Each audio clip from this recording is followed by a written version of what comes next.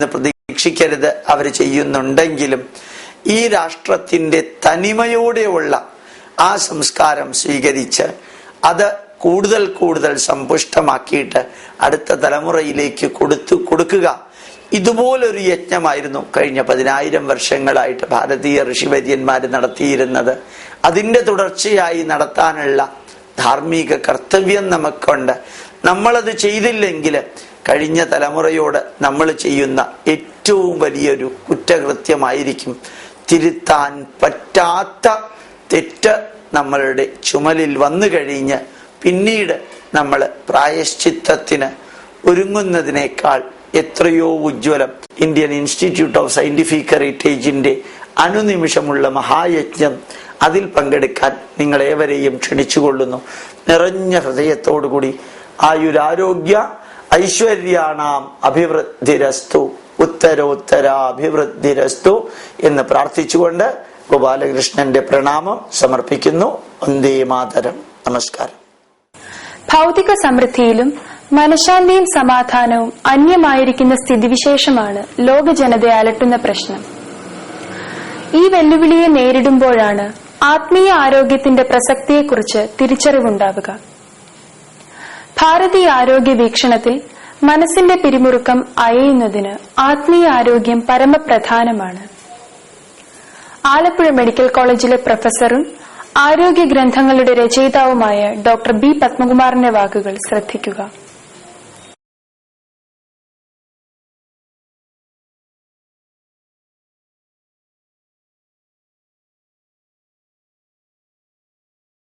നമസ്കാരം. Institute of scientific heritage Alappuzha ഘടകം പുറത്തിറക്കുന്ന പൈതൃക ദർശനം എന്ന വീഡിയോ മാഗസിനിലേക്ക് എല്ലാവർക്കും സ്വാഗതം. ആരോഗ്യം എന്ന് പറയുന്നത് എല്ലാവരുടെയും ഏറ്റവും പ്രധാന ലക്ഷ്യവും ആഗ്രഹവുമാണ്. സമ്പൂർണ്ണ ആരോഗ്യവും സമ്പൂർണ്ണ സ്വസ്ഥതയുമാണ് ഏറ്റവും വലിയ ഭാഗ്യമായി ഏവരും കരുതുന്നത്. പിതൃോപദേശത്തിൽ പറഞ്ഞിട്ടുണ്ട്, ആരോഗ്യമില്ലായ്മയും അതുപോലെ തന്നെ ദാരിദ്ര്യവുമാണ് ഏറ്റവും വലിയ ശാപമെന്ന്. രോഗിയെ മൃതപ്രായനായിട്ടാണ് പിതൃോപദേശത്തിൽ പറഞ്ഞിരിക്കുന്നത്. എന്താണ് ആരോഗ്യം എന്നുള്ളതിനെക്കുറിച്ച് ലോകാരോഗ്യ സംഘടനയുടെ ഏറ്റവും പുതിയ നിർവചനമനുസരിച്ച് ആരോഗ്യം എന്ന് പറയുന്നത് കേവലം രോഗമില്ലാത്ത അവസ്ഥ മാത്രമല്ല. ഒരു വ്യക്തിക്ക് ഏതെങ്കിലും തരത്തിലുള്ള ആരോഗ്യ പ്രശ്നങ്ങൾ ഇല്ല എന്നതുകൊണ്ട് മാത്രം ആ വ്യക്തി സമ്പൂർണ്ണ ആരോഗ്യവാനാകുന്നില്ല. മറിച്ച് ശാരീരികമായിട്ടുള്ള അരോഗാവസ്ഥയോടൊപ്പം മാനസികവും സാമൂഹികവും ആത്മീയവുമായ അരോഗാവസ്ഥ ഉണ്ടെങ്കിൽ മാത്രമേ ഒരു വ്യക്തിയെ നമുക്ക് സമ്പൂർണ്ണ ആരോഗ്യവാൻ എന്ന് വിളിക്കുവാൻ സാധിക്കുകയുള്ളൂ. ഇപ്പോഴത്തെ ചികിത്സാ രീതികളനുസരിച്ച്, ഇപ്പോഴത്തെ വൈദ്യശാസ്ത്ര സമീപനങ്ങളനുസരിച്ച് ഒരുപക്ഷെ ശാരീരികവും മാനസികവുമായിട്ടുള്ള സ്വസ്ഥത നൽകുവാൻ സാധിച്ചേക്കാം. എന്നാൽ ആത്മീയ ആരോഗ്യം എന്ന സുപ്രധാന ഘടകത്തെ പോഷിപ്പിക്കുവാൻ ഇപ്പോഴത്തെ വൈദ്യശാസ്ത്ര സമീപനങ്ങൾക്ക് സാധിക്കുകയില്ല, അല്ലെങ്കിൽ സാധിക്കുന്നില്ല എന്നുള്ളതാണ് പരമമായ സത്യം. അപ്പോൾ ആത്മീയ ആരോഗ്യം അഥവാ സ്പിരിച്വൽ ഹെൽത്ത് എന്ന സമ്പൂർണ്ണ ആരോഗ്യത്തിന്റെ ഏറ്റവും സുപ്രധാന ഘടകത്തെ എങ്ങനെ നമുക്ക് പോഷിപ്പിക്കാം, അല്ലെങ്കിൽ എങ്ങനെ നമുക്ക് മനുഷ്യനിൽ അനുഭവവേദ്യമാക്കാം എന്നുള്ളതിനെക്കുറിച്ചുള്ള അന്വേഷണമാണ് ഈ പരമ്പര കൊണ്ട് പ്രധാനമായിട്ടും ഉദ്ദേശിക്കുന്ന ഒരു കാര്യം. ആത്മീയ ആരോഗ്യം നേടിയെടുക്കുവാനുള്ള ഏറ്റവും പ്രധാന അഭ്യാസങ്ങളിൽ ഒന്നു തന്നെയാണ് വ്രതാനുഷ്ഠാനങ്ങൾ. നമുക്കറിയാം, നമ്മുടെ സംസ്കാരത്തിന്റെ ഏറ്റവും പ്രധാനപ്പെട്ട ഒരു ഘടകമാണ് വ്രതാനുഷ്ഠാനങ്ങളും ആചാരങ്ങളും. വ്രതാനുഷ്ഠാനങ്ങളെ പ്രധാനമായിട്ടും 3 തരത്തിൽ വിഭജിച്ചിട്ടുണ്ട്. നിത്യം, നൈമിത്തികം, കാമ്യം. ഇവ 3മാണ് പ്രധാനപ്പെട്ട വ്രതാനുഷ്ഠാനങ്ങൾ. നിത്യം എന്ന് പറയുന്ന വ്രതമാണ് ഏറ്റവും ഉത്തമവും ഉത്കൃഷ്ടവുമായിട്ടുള്ള വ്രതാനുഷ്ഠാനം. പുണ്യസഞ്ചയനത്തിനായി വ്യക്തികൾ നടത്തുന്ന വ്രതാനുഷ്ഠാനമാണ് നിത്യം. നൈമിത്തികം എന്ന് പറയുന്നത് പാപപരിഹാരത്തിനായിട്ട്, ഏതെങ്കിലും തരത്തിലുള്ള പാപങ്ങൾ നമ്മൾ ചെയ്തു എന്നുള്ള ബോധ്യം വരുമ്പോൾ അതിൽ നിന്നുമുള്ള മോചനത്തിനായി നടത്തുന്ന അനുഷ്ഠാനമാണ് നൈമിത്തികം. കാമ്യം എന്ന് പറയുന്നത് സ്വയം ഉയരുവാനായിട്ടും സ്വന്തം താല്പര്യങ്ങൾ നടക്കുവാൻ വേണ്ടിയും ചെയ്യുന്ന അനുഷ്ഠാനമാണ് കാമ്യം എന്ന് പറയുന്നത്. ഈ 3 തരത്തിലുള്ള വ്രതാനുഷ്ഠാനങ്ങൾ ഭാരതീയർ പുരാതന കാലം മുതൽ തന്നെ അനുഷ്ഠിച്ചു വന്നിരുന്നു. ഈ അനുഷ്ഠാനങ്ങൾ എങ്ങനെ മനുഷ്യനെ ആത്മീയ ആരോഗ്യത്തിലേക്ക് നയിക്കുന്നു എന്ന് നമുക്ക് നോക്കാം. ഏതൊരു വ്രതാനുഷ്ഠാനത്തിന്റെയും ഏറ്റവും പ്രധാനപ്പെട്ട ഒരു ഘടകം എന്ന് പറയുന്നതാണ് ഭക്ഷണത്തിന്റെ ക്രമീകരണം. ലളിതമായിട്ടുള്ള ഭക്ഷണം എന്ന് പറയുന്നത് വ്രതാനുഷ്ഠാനങ്ങൾ അനുവർത്തിക്കുന്ന ഒരു സാധകന്റെ ഏറ്റവും പ്രധാനപ്പെട്ട ഒരു ചടങ്ങ് തന്നെയാണ് എന്നുള്ള കാര്യത്തിൽ സംശയമില്ല. ഭക്ഷണം എന്ന് പറയുന്നത് നമ്മുടെ രോഗത്തിനും അതുപോലെ തന്നെ ആരോഗ്യത്തിനും ഒരുപോലെ കാരണമാകുന്നുവെന്ന് പഠനങ്ങൾ തെളിയിച്ചിട്ടുണ്ട്. നമ്മുടെ പ്രധാനപ്പെട്ട ഒരു പ്രമാണം തന്നെയുണ്ട്.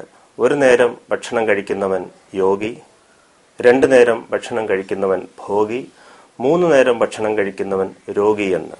അതിൽ നിന്ന് തന്നെ അമിത ഭക്ഷണത്തിന്റെയും അതുപോലെ തന്നെ തെറ്റായ രീതിയിലുള്ള ഭക്ഷണത്തിന്റെയും പരിണിത ഫലങ്ങൾ വളരെ വ്യക്തമാകുന്നുണ്ട്.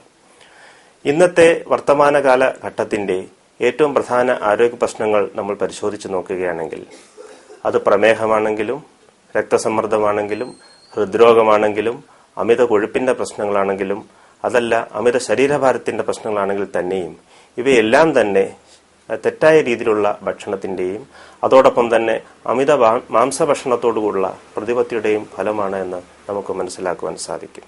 ഭക്ഷണം എങ്ങനെ നമ്മുടെ ആരോഗ്യത്തെ അല്ലെങ്കിൽ നമ്മുടെ മനസ്സിനെ സ്വാധീനിക്കുന്നു എന്ന് ഭഗവത്ഗീതയിൽ തന്നെ പറഞ്ഞിട്ടുണ്ട്. സാത്വികർ ഏത് രീതിയിലുള്ള ഭക്ഷണമാണ് താല്പര്യപ്പെടുന്നത്, കഴിക്കുന്നത്? രാജസ ഗുണമുള്ളവർ ഏത് തരത്തിലുള്ള ഭക്ഷണമാണ് താല്പര്യപ്പെടുന്നത്? തമോ ഗുണമുള്ളവർ ഏത് തരത്തിലുള്ള ഭക്ഷണമാണ് കഴിക്കുന്നത് എന്നൊക്കെ ഗീതയിൽ വളരെ വ്യക്തമായിട്ട് പറഞ്ഞിട്ടുണ്ട്.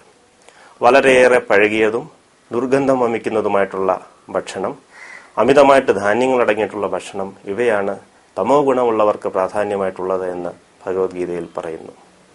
അതുപോലെ തന്നെ അധികമായി എരിവും പുളിയും ഉള്ള ഭക്ഷണങ്ങൾ, മാംസഭക്ഷണം, മദ്യം ഇവയോട് രാജസ ഗുണമുള്ളവർക്ക് പ്രതിപത്തി കൂടുതലാണെന്നും ഗീതയിൽ പറയുന്നുണ്ട്. അങ്ങനെ നോക്കുമ്പോൾ സാത്വിക ഗുണമുള്ളവരുടെ ഭക്ഷണം എങ്ങനെയാണ് എന്ന് അന്വേഷിക്കുമ്പോൾ നമുക്ക് കാണുവാൻ സാധിക്കും, ഇലക്കറികൾ, പഴങ്ങൾ, പച്ചക്കറികൾ തുടങ്ങിയ ഭക്ഷണങ്ങളാണ് സാത്വികരായിട്ടുള്ളവർക്ക് താല്പര്യം എന്നുള്ളത്. ഇതിൽ നിന്നും ഭക്ഷണം എങ്ങനെ നമ്മുടെ മനസ്സിനെയും അതോടൊപ്പം തന്നെ നമ്മുടെ ഗുണങ്ങളെയും സ്വാധീനിക്കുന്നു എന്നുള്ളത് വ്യക്തമാണ്. അപ്പോൾ സാത്വിക ഗുണമുള്ളവർ കഴിക്കുന്ന ഭക്ഷണമായി സൂചിപ്പിച്ചിരിക്കുന്നത് ഇലക്കറികൾ, പഴങ്ങൾ, പച്ചക്കറികൾ ഇവയൊക്കെ തന്നെയാണ്. മുമ്പേ ഞാൻ സൂചിപ്പിച്ചതുപോലെ ഇന്നത്തെ ആരോഗ്യ പ്രശ്നങ്ങളുടെ എല്ലാം, ആധുനിക ജീവിതശൈലി രോഗങ്ങളുടെ എല്ലാം അടിസ്ഥാന കാരണങ്ങളിൽ ഒന്ന് എന്ന് പറയുന്നത് തെറ്റായിട്ടുള്ള ഭക്ഷണ രീതിയാണെന്നുള്ളത് വൈദ്യശാസ്ത്രം തന്നെ നിസ്സംശയം തെളിയിച്ചിട്ടുണ്ട്. പഴങ്ങളും പച്ചക്കറികളും ധാരാളമായിട്ട് കഴിക്കുമ്പോൾ മനുഷ്യൻ ആരോഗ്യത്തിനാവശ്യമായിട്ടുള്ള ഏറ്റവും പ്രധാനപ്പെട്ട ഒരു അടിത്തറ തന്നെയാണ് സൃഷ്ടിക്കുന്നത്. പഴങ്ങൾ, പച്ചക്കറികൾ, ഇലക്കറികൾ ഇവ ധാരാളമായി കഴിക്കുമ്പോൾ ഇവയിൽ അടങ്ങിയിരിക്കുന്ന പല ഘടകങ്ങളും നമ്മുടെ ആരോഗ്യത്തെ സ്വാധീനിക്കുന്നതായും പഠനങ്ങൾ തെളിയിച്ചിട്ടുണ്ട്. ഇലക്കറികളിലും പഴങ്ങളിലും പഴവർഗ്ഗങ്ങളിലുമൊക്കെ ധാരാളം ജീവകങ്ങൾ അടങ്ങിയിട്ടുണ്ട്. അതോടൊപ്പം തന്നെ ദഹന പ്രക്രിയയ്ക്ക് വഴങ്ങാത്ത നാരുകൾ അഥവാ ഫൈബറുകൾ ഇവയിലെല്ലാം ധാരാളമായി അടങ്ങിയിരിക്കുന്നു. അമിതമായി ഫൈബറുകൾ അടങ്ങിയിട്ടുള്ള ഭക്ഷണം കഴിക്കുമ്പോൾ അവ കൊഴുപ്പിന്റെയും അതോടൊപ്പം തന്നെ ഗ്ലൂക്കോസിന്റെയും ആഗിരണത്തെ നിയന്ത്രിക്കുകയും അങ്ങനെ പ്രമേഹത്തെ ഒഴിവാക്കുവാനും അമിത കൊഴുപ്പിന്റെയും അമിത ശരീരഭാരത്തിന്റെയും പ്രശ്നങ്ങളെ ഒഴിവാക്കുവാനും സഹായിക്കുന്നുണ്ട്. ഇതിനൊക്കെ ഉപരിയായിട്ട് പല ആധുനിക ആരോഗ്യ പ്രശ്നങ്ങളുടെയും അടിസ്ഥാന കാരണങ്ങളിൽ ഒന്നായി കാണിക്കപ്പെട്ടിരിക്കുന്നത് സ്വതന്ത്ര കണികകൾ അഥവാ ഫ്രീ റാഡിക്കൽസ് എന്ന് പറയുന്ന ചില പ്രത്യേക ഘടകങ്ങളാണ്. ഈ സ്വതന്ത്ര കണികകളെ നിർവീര്യമാക്കുവാൻ കഴിവുള്ള ആന്റി ഓക്സിഡന്റുകൾ നമ്മുടെ പഴങ്ങളിലും പച്ചക്കറികളിലും ധാരാളമായി അടങ്ങിയിരിക്കുന്നു എന്നും പഠനങ്ങൾ സൂചിപ്പിച്ചിട്ടുണ്ട്.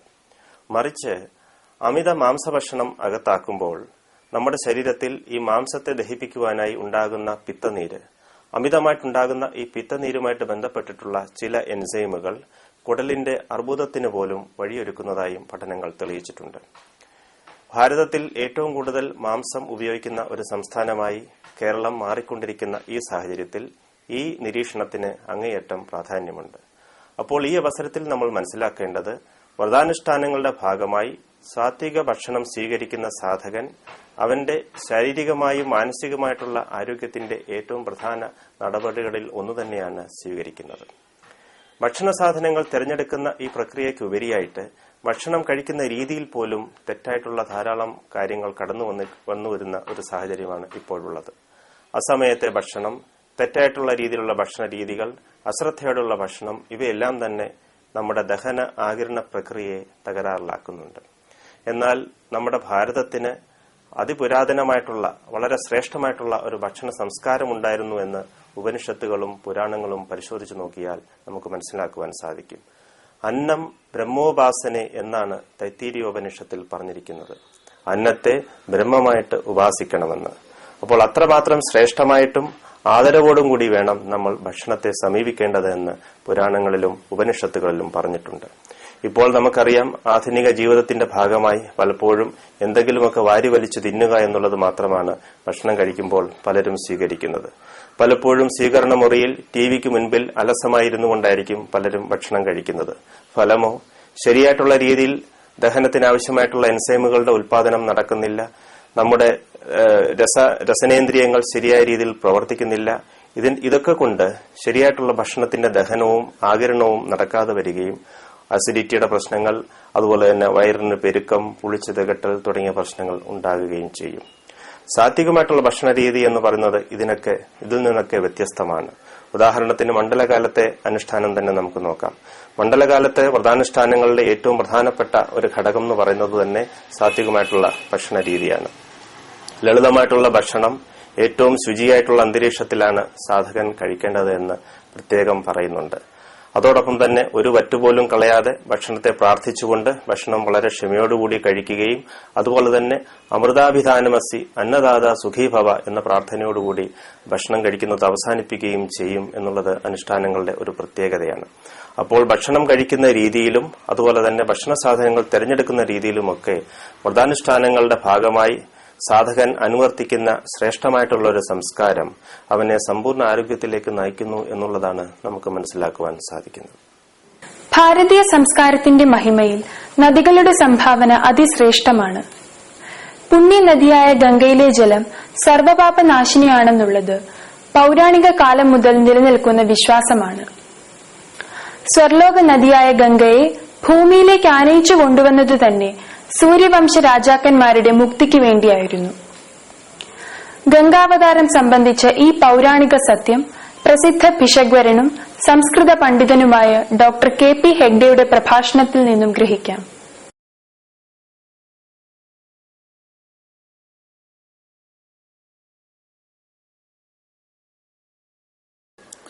വക്രതുണ്ഡ മഹാകായ കോടിസൂര്യസമപ്രഭാ നിർവിഘ്നം കുരു മേ ദേവ സർവകാര്യേഷു സർവദാ.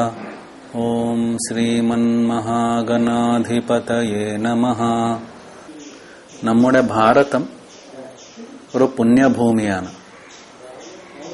സ്വർഗത്തിൽ ദേവന്മാർ കൂടെ ഭാരതീയരെ അല്ലെങ്കിൽ ഭാരതത്തിൽ ജന്മെടുത്ത ജനങ്ങളെ വിട്ട് പറയാറുള്ളത് ഗായന്തി ദേവ കില ഗീതകാനി ധന്യാസ്തുതേ ഭാരത ഭൂമിഭാഗെ. ഈ പുണ്യഭൂമിയായ ഭാരതത്തിൽ ഒരുപാട് നദികൾ, ഒരുപാട് പർവ്വതങ്ങൾ, ഒരുപാട് ക്ഷേത്രങ്ങളൊക്കെ ഉണ്ട്. പക്ഷേ അതിലേറ്റവും പുണ്യതരമായ നദിയാണ് ഗംഗാനദി. ഗംഗയുടെ ഉദ്ഭവത്തെ പറ്റി രാമായണത്തിൽ, മഹാഭാരതത്തിൽ, ഭാഗവതത്തിൽ, വിവിധ പുരാണങ്ങളിൽ ഒരുപാട് കഥകളുണ്ട്. ആ കഥകളുടെ സമ്മിശ്രമമാണ് ഇന്ന് പറയാൻ പോകുന്നത്. ഗംഗാനദി ഭാരതീയരുടെ ദിനചര്യയിൽ ഒരുപാട് പ്രാമുഖ്യത ഉള്ളതാണ്. എല്ലാ ഭാരതീയർ പ്രഭാത സ്നാന സമയത്ത് ഗംഗാദേവിയെ കൈകൂപ്പിട്ട് ഇങ്ങനെയാണ് പ്രാർത്ഥിക്കാറുള്ളത്. ഗംഗേ ച യമുനേ ചൈവ ഗോദാവരി സരസ്വതി നർമ്മദേ സിന്ധു കാവേരി ജലേ അസ്മിൻ സന്നിധിം കുരു. ഓ ഗംഗേ, ഓ യമുനെ, ഓ ഗോദാവരി, സരസ്വതി, നിങ്ങളൊക്കെ ഞാൻ കുളിക്കുന്ന ഈ വെള്ളത്തിൽ സന്നിധി ചെയ്യുക എന്നാണ് പ്രാർത്ഥിച്ചിട്ടാണ് ഭാരതീയർ എല്ലാവരും കുളിക്കുന്നത്. ഗംഗാദേവിയുടെ വേറെ ഒരു പുരാണത്തിലുള്ള പ്രാമുഖ്യത ഗംഗാ ഗംഗേതി യോ ബ്രൂയാത് യോജനാനാം സതൈരപി സർവപാപേഭ്യോ വിമുച്യത്തെ വിഷ്ണുലോകം സ ഗച്ഛതി. എത്ര ദൂരത്തിൽ നിന്നായാലും ഗംഗാദേവിയുടെ കൈകൂപ്പി നമ്മൾ സ്മരിച്ചാൽ എല്ലാ പാപങ്ങളിൽ നിന്നും വിമുക്തനായിട്ട് വിഷ്ണുലോകത്തിലേക്ക് ചെല്ലുമെന്നാണ് ചൊല്ലു. നൃസിംഹപുരാണത്തിൽ പറയുന്നത് സർവതീർത്ഥമയീ ഗംഗ സർവദേവമയോ ഹരിഹി. അതുപോലെ തന്നെ ഗംഗാദേവിയുടെ ജലത്തിന് ഔഷധ മൂല്യമുണ്ടെന്ന് നമ്മൾ സാധാരണമായിട്ട് അമ്പലത്തിൽ പോകുമ്പോൾ തീർത്ഥം കുടിക്കുമ്പോൾ പറയാറുള്ളത് ശരീരേ ജർജരീ ഭൂതേ വ്യാധിഗ്രസ്തേ കലേബരെ ഔഷധം ജാഹ്നവീ തോയം വൈദ്യോ നാരായണോ ഹരിഹി. ഈ വ്യാധിഗ്രസ്തമായ ശരീരമുള്ള നമുക്കെല്ലാവർക്കും ഗംഗാജലമാണ് ഔഷധം, മഹാവിഷ്ണുവാണ് വൈദ്യൻ. അതുപോലെ തന്നെ ജഗദ്ഗുരു ആദിശങ്കരർ ഈ ഭജഗോവിന്ദം സ്തോത്രത്തിൽ പറയുന്നത് ഭഗവദ്ഗീത കിഞ്ചിദധീത ഗംഗാജലലവ കനികാപീത സകൃതപ്രിയേന മുരാരി സമർച്ച ക്രിയത്തെ തസ്യ എമേന ചർച്ച എന്ന് പറഞ്ഞാൽ കുറച്ച് ഭഗവത്ഗീത പഠിക്കുക, ഇടയ്ക്ക് കുറച്ച് ഗംഗാജലം കുടിക്കുക, ഒരു പ്രാവശ്യമായാലും മഹാവിഷ്ണുവിന്റെ അർച്ചന ചെയ്യുക. ഈ മൂന്നും ചെയ്താൽ ഒരിക്കലും യമൻ അടുത്ത വരത്തില്ല, ഇല്ലെങ്കിൽ മൃത്യു അടുത്ത വരത്തില്ല എന്നാണ് ജഗദ്ഗുരു ശങ്കരാചാര്യർ പറയുന്നത്. ഇത്ര പ്രാമുഖ്യതയുള്ള ഗംഗാദേവിയുടെ ഉദ്ഭവത്തെ പറ്റി ഇപ്പോൾ പറയാൻ പോകുന്നതാണ്. നമുക്കറിയാം, ഭാരതത്തിന്റെ ഈ വടക്കേ ദിക്കില് ഉള്ളത് ഹിമാലയ പർവ്വതങ്ങൾ. ഹിമാലയ പർവ്വത രാജാവിന്റെ ജ്യേഷ്ഠപുത്രിയായിരുന്നു ഗംഗാദേവി. രണ്ടാമത്തെ പുത്രിയാണ് ഉമാദേവി, ഇല്ലെങ്കിൽ പാർവതി. ദേവന്മാരൊക്കെ ഒരു പ്രാവശ്യം ഹിമാലയ രാജാവിനോട് പ്രാർത്ഥിച്ചു, നിങ്ങൾക്ക് സ്വർഗത്തിൽ ഒരു നദിയോ ഒന്നുമോ ഇല്ല, അപ്പൊ ഭവാന്റെ മൂത്ത പുത്രിയായ ഗംഗാദേവിയെ സ്വർഗലോകത്തേക്ക് അയക്കണമെന്ന് പ്രാർത്ഥിച്ചു. ഹിമാലയൻ സമ്മതം തന്നു. അന്നു മുതൽ ഗംഗാദേവി സ്വർഗനദിയായി ഒഴുകുന്നതായിരുന്നു. ശ്രീമൻ നാരായണൻ വാമനരൂപധാരിയായി മഹാബലിയുടെ ഗർവദമന സമയത്ത് രണ്ടാമത്തെ പാദം സത്യലോകത്തെ പ്രതിഷ്ഠിച്ച സമയത്ത് ബ്രഹ്മാവ് ആ സുരനദിയായ ഗംഗാജലം കൊണ്ടാണ് മഹാവിഷ്ണുവിന്റെ പാദങ്ങൾ പ്രക്ഷാളനം ചെയ്ത് അന്നു മുതൽ ഗംഗാദേവി വിഷ്ണുപാദ സംഭൂത, ഇല്ലെങ്കിൽ വിഷ്ണുപാദങ്ങളിൽ നിന്ന് ജനിച്ചതെന്താണ് പറയാറുള്ളത്. മൂന്നാമത്, ഈ ഗംഗാദേവി സ്വർഗത്തിൽ നിന്ന് തിരിച്ച് എങ്ങനെയാണ് ഭൂമിയിലേക്ക് വന്നതെന്നാണ് ഇന്നത്തെ കഥയുടെ പ്രഥമ അല്ലെങ്കിൽ പ്രമുഖമായ വിഷയം. നമുക്കറിയാം, ഭാരതത്തിൽ 2 വംശങ്ങള് ഉള്ള രാജാക്കന്മാർ ഉണ്ടായിരുന്നു, സൂര്യവംശന്മാർ ഇല്ലെങ്കിൽ ചന്ദ്രവംശം. സൂര്യവംശത്തിന്റെ വേറൊരു പേരുമായിരുന്നു ഇക്ഷ്വാക് വംശം. ആ വംശത്തിൽ ഒരു പ്രമുഖനായ ഒരു പ്രസിദ്ധനായ രാജാവ് ഉണ്ടായിരുന്നു സഗരനന്ദ. സഗര മഹാരാജാവിന് ഒരു അധികം കാലം മക്കളാരും ഉണ്ടായിട്ടില്ല. അപ്പോൾ ഹിമാലയത്തിലേക്ക് പോയിട്ട് ഭൃഗുമഹർഷിയെ തപസ് ചെയ്തിട്ട് ഭൃഗുമഹർഷി വരം കൊണ്ട് മക്കൾ ഉണ്ടായി. സഗര മഹാരാജാവിന് 2 ഭാര്യമാർ ഉണ്ടായിരുന്നു. മൂത്ത ഭാര്യയായിരുന്നു കേശിനി, രണ്ടാമത്തെ ഭാര്യ സുമതിയായിരുന്നു. കേശിനിയിൽ നിന്നൊരു വംശോദ്ധാരകനായ ഒരു പുത്രൻ ഉണ്ടായിരുന്നു. ആ പുത്രന്റെ പേര് അസമഞ്ജസനായിരുന്നു. സുമതിയിൽ നിന്ന് 60,000 പുത്രന്മാർ ഉണ്ടായിട്ടുണ്ട്. ഈ അസമഞ്ജസന്റെ ഒരു ദുർവ്യസനം ഉണ്ടായത് നമുക്കറിയാം. അയോധ്യാനഗരം സരയൂ നദി തീരത്തിലാണ് ഉള്ളത്.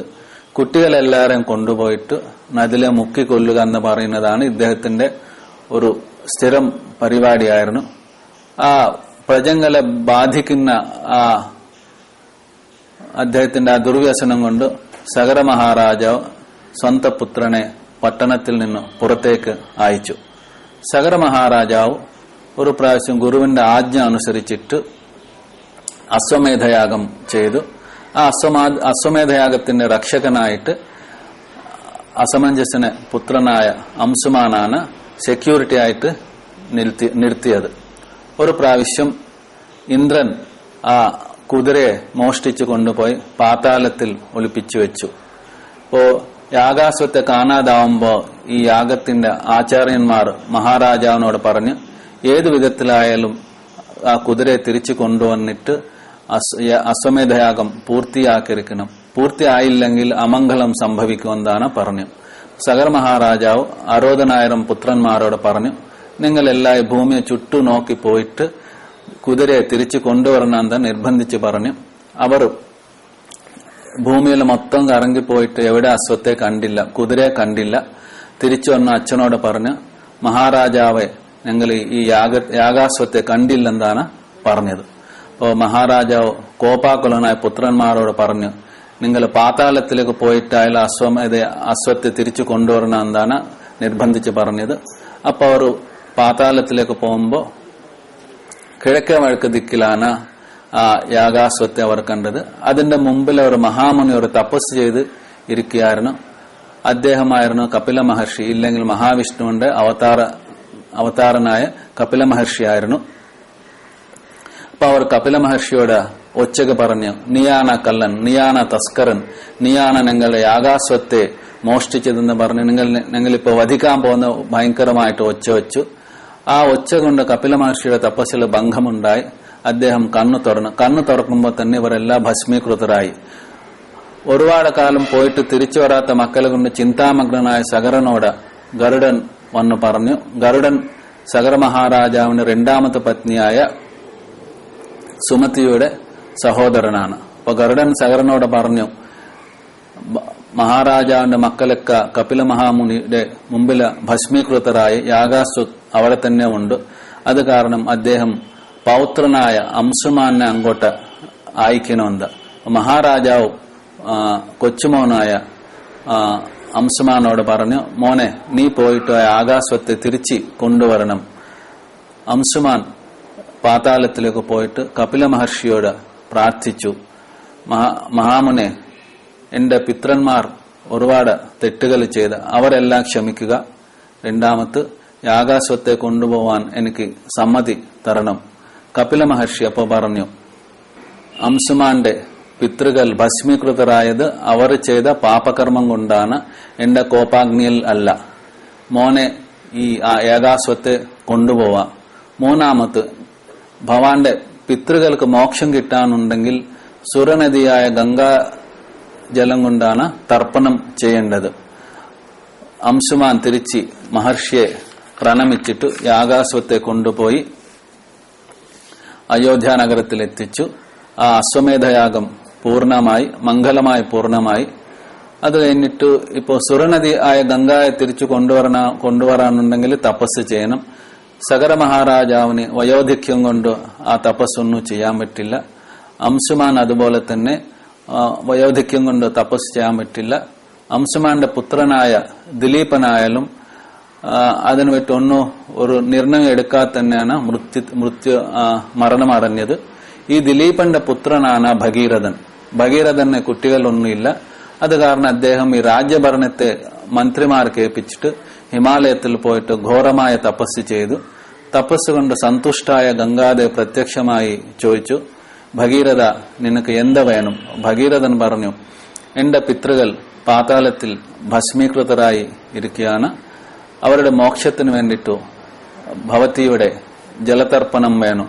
അത് കാരണം എന്റെ കൂടെ പാതാളത്തിലേക്ക് വരണമെന്നാണ് പ്രാർത്ഥിച്ചു ഭഗീരഥൻ. ഗംഗാദേവി അപ്പോ പറഞ്ഞു, ഭഗീരഥ, എന്റെ മനസ്സിലെ 3 സംശയങ്ങളുണ്ട്. ഒന്ന്, ഞാൻ സ്വർഗലോകത്തിൽ ബ്രഹ്മാവിന്റെ അധീനത്തിലാണ്, ഞാൻ സ്വതന്ത്ര അല്ല. അപ്പൊ ബ്രഹ്മാവിന്റെ ആജ്ഞ ഇല്ലാതെ എനിക്ക് ഭൂമിയിൽ വരാൻ പറ്റില്ല. രണ്ടാമത്, ഞാൻ സ്വർഗത്തിൽ നിന്ന് ഭൂമിയിലേക്ക് ഒരുപാട് വേഗത്തിൽ വരുമ്പോ ആ വേഗത്തെ താങ്ങാനാവാതെ ചിലപ്പോ ഭൂമി പൊട്ടിപ്പോവും. അത് കാരണം ഇടയ്ക്ക് വെച്ച് എന്റെ വേഗത്തെ കുറയ്ക്കാൻ ആരെങ്കിലും എന്നെ ധരിക്കേണ്ടി വരും. മൂന്നാമത്,